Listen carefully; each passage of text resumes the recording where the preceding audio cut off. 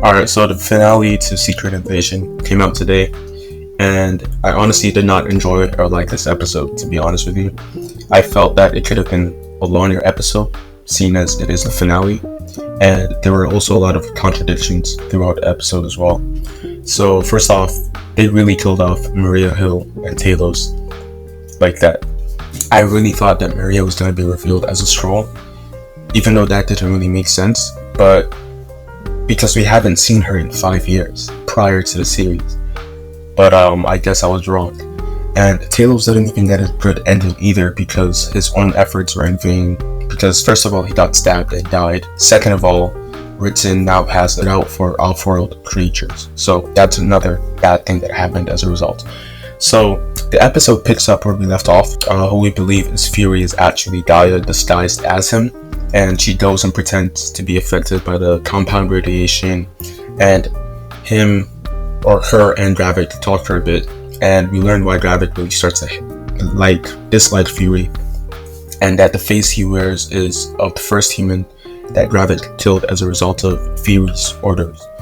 And Gaia gives him the harvest, which, believe it or not, is truly the DNA samples of a bunch of villains and heroes on the endgame battlefield, all in one dial, which I don't really think makes sense, because we come to the first problem I have with the finale. So by that point, Gaia is on the floor pretending to be hurt by the radiation, but Gravik enables the machine anyway with the harvest, and Fury is in it with him, which is simply an excuse for Gaia to defeat Gravik. Otherwise, why would Gravik leave Fury in the machine with him?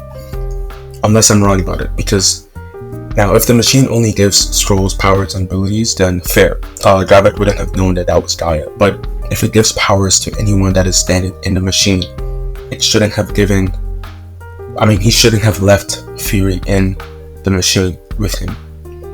So if that is, then that's just bad writing on my book.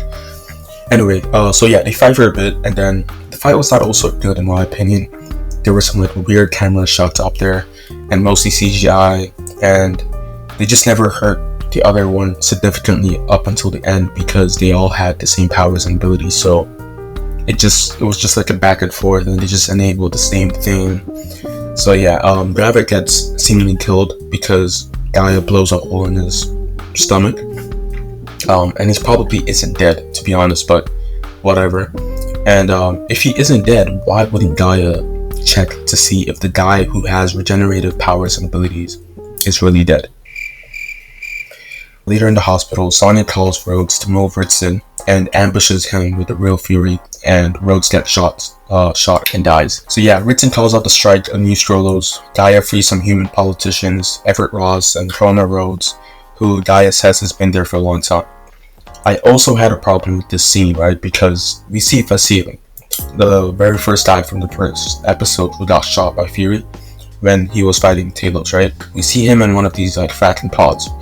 And from what has been established in the show, the pods are useful because they allow you to take the memories of whoever is in the pods.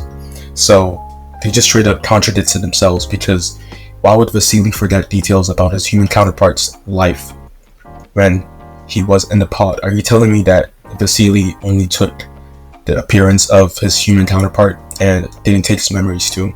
Because that's bad writing, if you ask me. So yeah, meanwhile, Ritson orders a new bill declaring all off-world species as hostile forces and threatens to hunt them down. And my issue with that is that they do know that the Asgardians are also on Earth, right? Or are they just targeting people that look differently from a physical standpoint?